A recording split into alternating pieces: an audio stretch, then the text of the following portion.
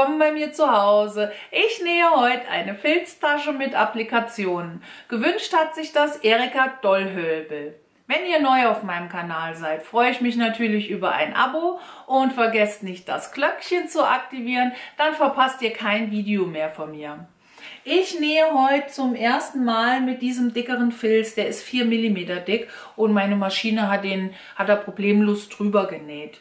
Und zum Applizieren habe ich ja neulich erst ein Video gedreht, das verlinke ich euch jetzt hier oben bei dem i. Aber ich benutze heute eine andere Technik und zwar das Freihandsticken oder aber Nähmalen.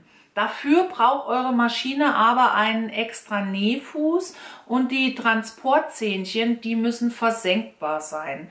Wenn das eure Maschine nicht hat, könnt ihr natürlich was anderes drauf applizieren oder aber auch einfarbig lassen, ist ja gar kein Problem. Da sind eurer Fantasie gar keine Grenzen gesetzt. Die Tasche ist 40 cm breit, 30 cm hoch und 12 cm tief. Ist einfach zu nähen, also ist wirklich ein schnelles Projekt. Ach, und innen ist sie nicht gefüttert. Ich finde, das muss bei dem Filz nicht unbedingt sein. Die einzigste Schwierigkeit, die ich nur ein bisschen hatte, war hier in der Rundung mit diesen 2 Filzschichten dann hier, wenn man das in der Nähmaschine so da drunter legen muss. Also das war schon ein bisschen knifflig, da musste ich langsamer nähen, aber ansonsten war das alles gar kein Problem. Viel Spaß! Die Maße und auch hier die 2 kleinen Schnittmusterteile findet ihr unten in der Infobox. Ich werde auch ab und an gefragt, wie man die Infobox öffnen kann oder einige Leute finden die Infobox nicht.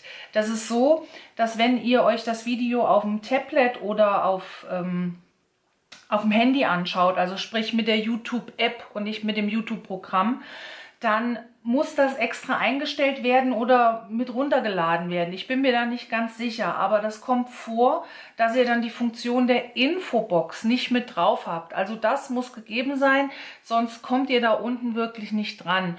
Und also entweder auf dem Tablet oder auf dem Handy ist dann in einer Ecke ein kleines Dreieck, wo ihr drauf drückt und dann öffnet sich die Infobox.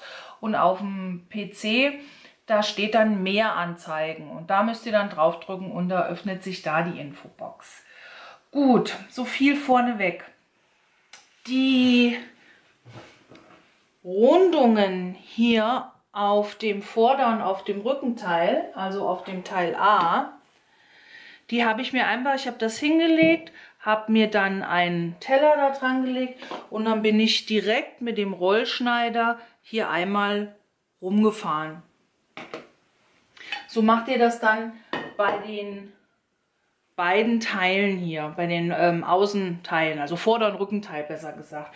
Und dann manchmal sind es wirklich nur die Kleinigkeiten, die einem das Leben erleichtern. Ich hatte bisher erst so ein ganz normales Maßband und das muss man dann immer, wenn man es benutzt hat, wieder zusammenrollen und dann ist es wieder auseinandergedüttelt oder beim Zusammenrollen ist mir das runtergefallen. Und da habe ich mir jetzt hier dieses kleine Rollmaßband bestellt, was ich dann auch, also einmal bleibt das so, ne? Und dann kann ich hier hinten drauf drücken und dann rollt sich das wieder zusammen. Oh, und das erleichtert mir gerade, wenn ich hier so was Langes abmessen muss, absolut das Nähleben, den Nähalltag. Also manchmal sind es wirklich nur die Kleinigkeiten. Ich packe euch den Link von diesem Rollmaßband auch unten in die Infobox mit rein.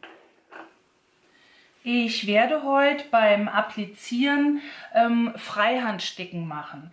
Also bei mir ist da bei meiner Nähmaschine so ein extra Nähfuß dabei. Den muss ich einspannen und den Untertransporteur, den muss ich auch runterfahren, damit mir mein Nähgut, was ich oben drauf liegen habe, nicht nach hinten transportiert wird, sondern dass ich das frei bewegen kann. Wenn eure Maschine sowas hier nicht hat, also diese Freihandstickerei, diese Funktion, dann würde ich euch vor diesem Muster hier abraten, weil das ist wirklich sehr filigran oder aber ihr müsst eine sehr kleine Stichlänge einstellen, damit ihr dann hier überhaupt rumkommt. Aber letztendlich könnt ihr hier drauf applizieren, was ihr wollt oder ihr könnt es aber auch lassen. Gut, wenn ich das denn jetzt auf meiner Maschine liegen habe, werde ich anfangen hier zu nähen und nähe dann hier einmal drumherum in diesem kleinen Teil. Dann gehe ich hier oben rum und dann noch hier. Man kann, wenn man will, bei diesem Freihandsticken oder Nähmalen, kann man es ja auch nennen, auch nochmal drumherum malen. Ich persönlich finde es auch nochmal drumherum nähen. Ich persönlich finde es auch nicht schlimm, wenn die Naht ein bisschen krackelig aussieht. Also nicht strack alles millimetergenau und akkurat, sondern ich finde gerade bei diesem Nähmalen schön, dass dann dieser Effekt rauskommt, als ob das so ein bisschen verwischt ist oder verschwommen ist, wie man das nennen möchte. Aber das seht ihr ja dann gleich hinterher.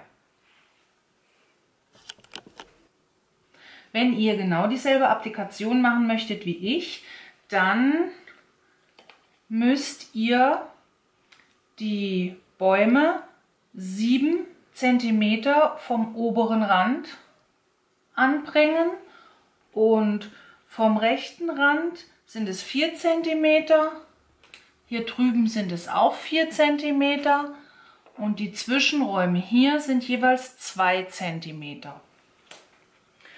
Dadurch, dass dieser Untertransporteur, also diese Zähnchen, dass die ausgeschaltet sind, kann man den Stoff jetzt hin und her bewegen, ganz frei. Am besten ist, wenn ihr das noch nie gemacht habt, dass ihr das einmal auf einem Probestückchen probiert, einmal wie schnell ihr näht.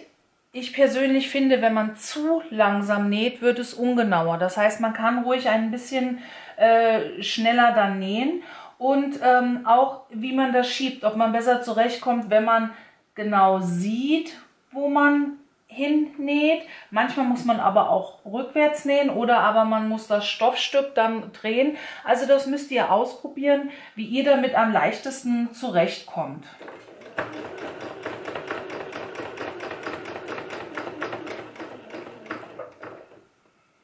Und wie ihr seht, das Stoffstück lässt sich jetzt einfach in alle Richtungen hin und her schieben.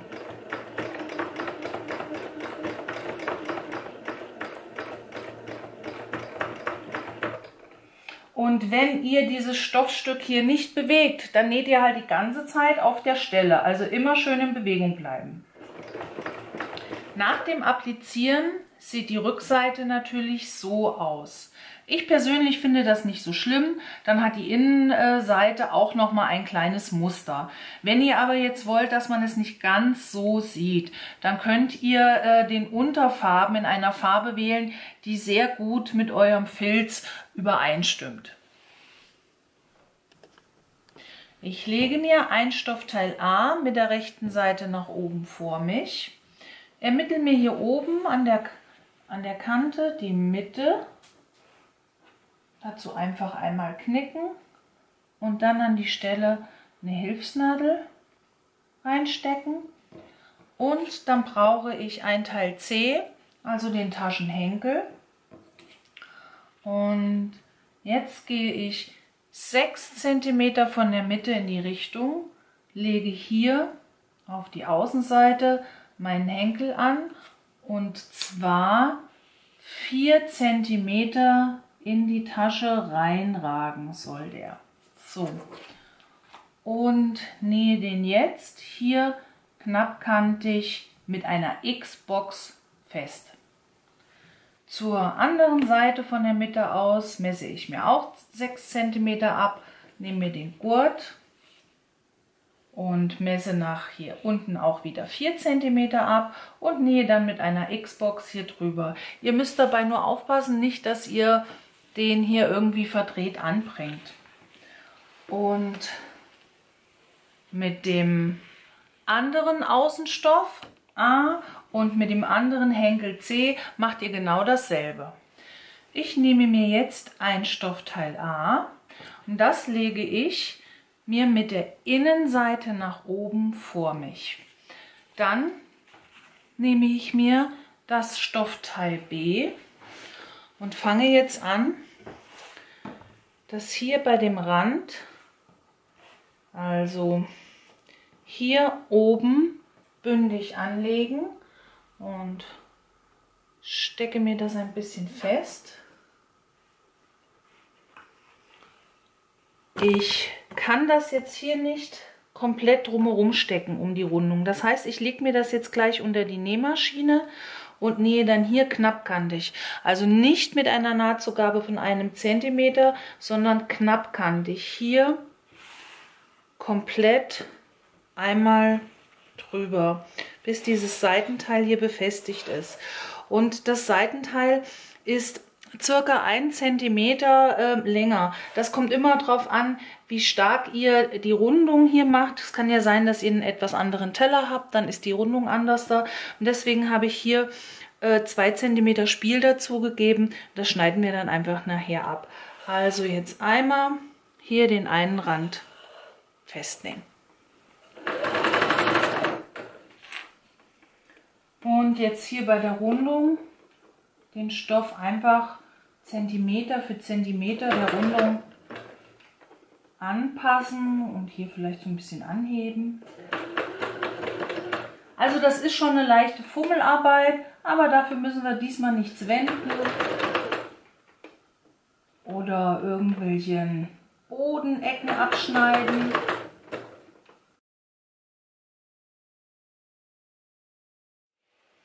Also hier auf der einen Seite ist der Stoff länger. Das ist aber kein Problem, den schneiden wir dann ab. Jetzt brauche ich das andere Stoffteil A, also den Außenstoff. Und das ist ja die Außenseite. Hier, wo der Henkel, der ist außen festgenäht. Und hier ist er, ne, den Unterschied sieht man. Und die Außenseite, die muss jetzt nach oben schauen. Und das lege ich dann hier drüben an der Kante bündig an. Dabei müsst ihr aufpassen, nicht, dass ihr das jetzt hier an die Kante, die länger ist, bündig anlegt, sondern an die Kante, wo ihr vorhin auch angefangen habt zu nähen. Da dann feststecken und einmal drumherum hier festnähen. Und erst wenn das dann fertig ist, dann schneide ich hier oben das Stückchen Filz ab. Ich schneide noch hier den überstehenden Filz jetzt ab. Ich habe das extra nicht vorher gemacht, weil wenn ich das jetzt nicht gerade abgeschnitten hätte, und dann wäre der eine Filz hier auf der Seite ein bisschen kürzer, weil ich nicht immer ganz so genau nähe. Also habe ich das jetzt, also schneide ich das jetzt erst ab.